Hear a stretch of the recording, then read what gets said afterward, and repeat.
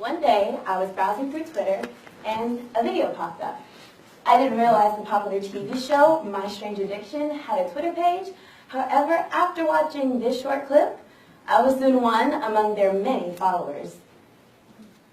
You have to have a reason to get up in the morning and a reason to go to bed late at night. That reason for me is Sugar Bush. You just a bit to know that. Everything I do is around her. She's the star. Let's wake Sugar Bush up. For the past 12 years, Kelly Foxton's life in Boca Raton, Florida has revolved around a 2-pound rodent, Sugar Bush squirrel. Are you awake, little baby? Are you awake? I know, right? My reaction was like many of yours. I laughed at first because, well, why?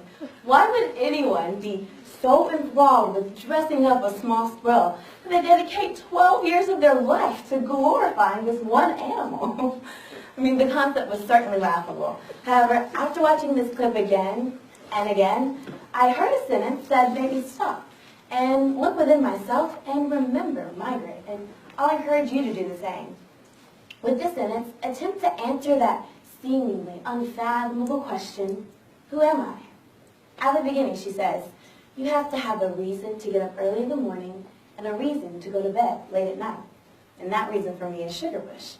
Now, no matter how strange of an addiction this may be, this woman is living with more grit than many of us here today. She has found her reason and is giving it everything she's got. And I mean, isn't that what life is all about? We're all meant to find something, someone, some idea even, and dedicate everything we have to it, because in that thing, we find our purpose.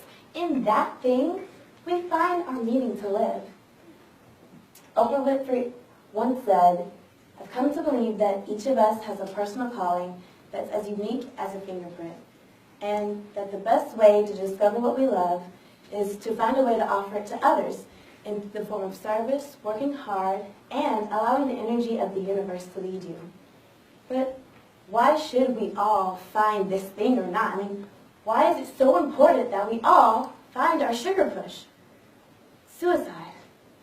According to the CDC, it's the 10th leading cause of death in America, with 42,773 deaths in 2014 alone. Now, I don't know about you, but that statistic bothers me. It makes me think that those 42,772 people are no longer alive because they didn't believe they had a reason to be. They didn't have a sugar bush. Now, I believe Oprah is right. However, energy of the universe isn't exactly how I put it. Discovering my sugar bush, finding my grit, came as a result of, well, grace. As a child, I knew a handful of things to be true. I was human and therefore imperfect, but all because of sin.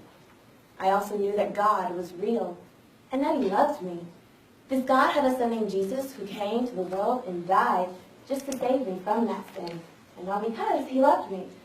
Now, this is pretty easy stuff for a very impressionable 5-year-old girl to understand. However, what I didn't understand was how this love applied to my everyday life. So it wasn't here that I believed. Time went on, and I grew in an environment that fostered a dedication to this God. However, I still couldn't answer that unfathomable question. So it wasn't even here that I believed. Well, to be honest, there really isn't a moment to pinpoint. There isn't a time or a day that I have written down and deemed the day I found my grit. Undoubtedly so, it was quite the contrary. My grit found me. Just as two people get to know each other, I got to know God because He had interest in me. I still didn't understand the significance, so He showed me. Every day of my life, like an ocean, I was constantly bombarded with His grace. Being born into a complete and loving family was like the lapping at my feet. Discovering my passion, and at such a young age, it was like I had waded into the water. Pursuing that passion and having incredible citywide support, it was like I could comfortably swim around. Excelling at my dreams and getting opportunities I never would have even imagined It was like I had dove in head first. And that was just one area of my life. This love, this grace filled me, and I was drowning in it. This sea of undeniable grace flooded the life around me and actually gave me life within. And because of what he did, I found my answer to that unfathomable question. Who am I asked. Loved, he said. You were loved and you were worth it. I wasn't perfect. Sin has showed me that. I couldn't follow all the rules to a recipe, much more all the commandments in the Bible. I haven't even read the whole thing yet. However, I knew that being human was reason enough to understand that, hey, nobody's perfect. But even still, my imperfection was bestowed perfect grace, God's righteousness, at Christ's expense. I looked within and saw someone worth living for, fighting for, dying for, all because he did that for me. So every ounce of grit that I have is grounded in appreciating that grace. He desires to be with me every morning, and he gets me up early for it. And then we'll sit and reminisce over all the wonderful things he's done within that day, and it keeps me up late at night. I can't wait to share this hope and change the world with this love that changed mine. So be encouraged and find your tiny squirrel. Find your sugar bush, whether it be music, a career, or someone special. Life is hard, but there's no reason to fight for it and survive unless you've got something worth fighting for.